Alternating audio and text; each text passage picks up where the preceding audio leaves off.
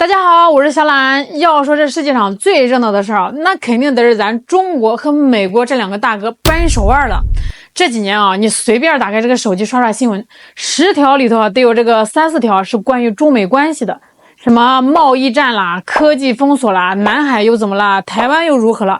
听的人耳朵都快起茧子了，感觉就像是两个武林高手啊，一个叫美利坚，一个叫华夏，在一个叫地球的擂台上啊，你一拳我一脚，旁边呢围着一圈小兄弟，看的是心惊胆战啊。这不就有个哈佛大学的洋教授叫格雷厄姆·艾利森，挺有名的啊，他提出了一个特别吓人的词儿，叫修昔底德陷阱。这名字听着就拗口，什么修昔底德啊？其实说白了就是老大定律。一个新老大要崛起，那之前的老大会不会甘心？会不会觉得你小子要抢我的饭碗，夺我的宝座？这一想这心里就不痛快，就得给你使绊子呀。历史上啊，10次有8次这俩得打起来。这艾利森教授就说了啊，别看咱们中国现在在这个制造业猛得一塌糊涂，全世界的工厂科技上追的也快，跟这个飞毛腿似的呀。但是啊，这美国人手里面攥着的是这个全球体系的总开关，是命脉。他觉得这个美国能从根儿上拿捏咱们。那这个问题就来了，真像他说的那样啊，咱们中国就一点优势都没有，只能被动挨打吗？这事啊，咱们得好好唠唠啊！这个不是简单的你比我强，我比你壮，这里头的门道深着呢。要说这个美国啊，为啥能当这么多年的老大？那真不是光靠能打呀。这艾利森教授说的对啊，这个美国的优势是结构性的。我给你翻译翻译啊，就是这个天生的加祖传的。老天爷赏饭吃，祖宗留下的家底儿以后啊，你想想，这个美国本土啊，东边呢是一望无际的大西洋，西边呢是一望无际的太平洋，两个大洋啊就是它天然的护城河。古代啊，谁想打他，光坐船就得做到地老天荒啊。再看这个邻居啊，北边一个加拿大，跟这个亲兄弟似的呀，从来不惹事，还一起搞什么北美自贸区，你好我好大家好。南边一个墨西哥，这经济上跟美国差着好几个档次啊，基本没啥威胁啊，还得指着美国老大哥赏饭吃。所以你看，美国人想要躺平啊，他是真能躺，他可以关起门来说美洲以外的事啊也不掺和了，他就能安安稳稳的过自己的小日子，没人能到他家门口来捣乱。咱们摊开这个地图啊，看看咱们自己家啊，那叫一个热闹非凡啊！咱们有14个陆上邻国，这在全世界都是数1数2的呀。你从这个北边说，俄罗斯呢，这是个曾经的老大哥，现在关系不错，但也是个实力强悍、心思深沉的主。蒙古再往西，中亚那片斯坦国，南边越南、缅甸、老挝，历史上那点事啊，那是剪不断理还乱啊。西南方向还有个印度，那可是个天天想给你别苗头的瑜伽高手啊。边界上时不时啊就得紧张一下。东边呢，隔海望着韩国、日本，那俩脖子上可都拴着美国的链子呢。更别提咱们心里面最惦记那个台湾问题了，这都不光是邻居啊，这是咱们自己家的事了。但是偏偏就有外人老想插一脚，所以你看啊，咱们国家得花多少精力去处理这些周边关系啊？光是维持边境的安宁啊，就得时刻把这个神经绷紧了。这就好比啊，这个美国呀，住的是一个四面没有邻居的超级大别墅，想干啥就干啥。咱们住的呢是个四合院，邻里关系复杂呀，今天是东家长，明天西家短的。你得一边在这个屋里面搞经济建设，还得一边竖着耳朵听院里有啥动静，随时准备应对国防安全问题。这精力牵扯啊，完全都不是一个量级的。过去呢，这个美国它也缺油，也得满世界的找石油。但就在10几年前，美国人啊搞出了一个叫页岩油革命的东西，一下子就鸟枪换炮了。他们用新技术啊，能从石头缝里榨出油来。结果怎么样？从全世界最大的石油进口国摇身一变变成了出口国。现在人家不光自己够用，还能卖给欧洲小兄弟，顺便还能用能源价格敲打俄罗斯这样的对手。自己家的能源啊，自己说了算，这腰杆子能不硬吗？那咱们呢？咱们国家发展太快了呀，对石油的需求量是巨大，但是咱们自己家的油不够用啊，这一大半都得靠进口。从哪儿进呢？主要就是中东。那油轮啊，得从波斯湾出发，晃晃悠悠的穿过印度洋，再挤过窄窄的马六甲海峡，才能到咱们家门口。这个马六甲海峡就是咱们的海上生命线。但你再看一眼地图啊，这条线恰恰就在美国的印太战略监控之下。这个美国海军常年在那片晃悠新加坡还有它的基地，这叫什么？这就叫咽喉被人捏在手里。万一哪天真跟这个美国撕破脸了，人家都不用给你真打，派几艘军舰往这个马六甲海峡一横，说此路是我开，此树是我栽，要想打此过留下买路财。那咱们的邮轮怎么办工厂可能就得停工，经济就得受大影响。所以你看艾利森教授说的这些呢，不是没道理。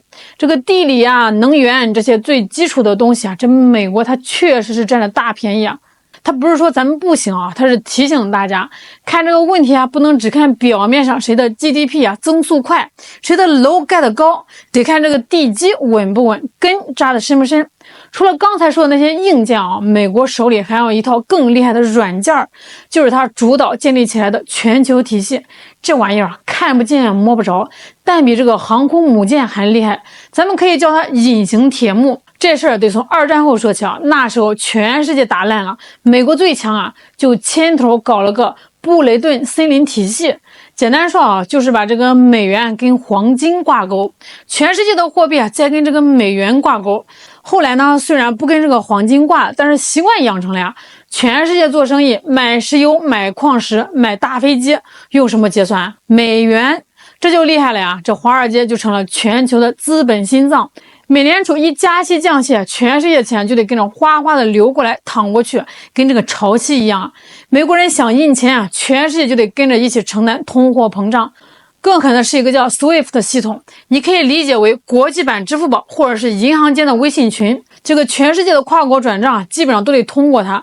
美国要是看谁不顺眼比如之前的这个伊朗现在的俄罗斯，他能联合欧洲那帮兄弟直接把你踢出这个群。那踢出去是啥后果呢？你的钱就汇不进来了，你的贷款也付不出去了，跟全世界的金融联系咔嚓一下就断了，等于把你变成了金融孤岛。咱们中国的一些高科技公司也吃过这亏。这招金融核弹杀人不见血，但是威力巨大。咱们常听说美国在全世界有几百个军事基地，跟这个连锁超市似的，那是开遍全球尤其是在咱们周边它精心打造了所谓的第一岛链、第二岛链。那啥叫岛链其实说白了就是一道道篱笆墙第一道篱笆从日本、韩国经过冲绳，再到菲律宾，就堵在咱们家门口。第二道篱笆从这个关岛开始往南延伸到澳大利亚，这些地方要么有这个美军直接驻扎，要么是他的铁杆盟友。这有什么用平时是情报侦察的前哨所，天天有这个飞机有这个军舰在你家门口晃悠让你不得安生战时呢，这些基地就是发动攻击的跳板，能让他快速的把兵力投送到前线。一旦这个中美真发生点什么摩擦，咱们可能就不是跟一个国家作战了，而是要面对一个军事集团，面临好几个方向的压力。所以这个艾利森说的命脉控制绝不是吹牛。硬实力上人家是有航母和基地，软实力上人家有美元和 SWIFT。这套组合拳打下来确实是美国敢于不惧中国的底气所在。那听了半天是不是觉得有点憋屈感觉这个美国就是个开了挂的玩家咱们怎么玩都玩不过你要是这么想那就把这个问题看简单了。要是这个中国真那么不堪一击，那过去40年咱们是怎么从一个穷的叮当响的国家发展成世界第2大经济体的？至于咱们的人多了去了最后不都是被咱们用事实打了脸吗？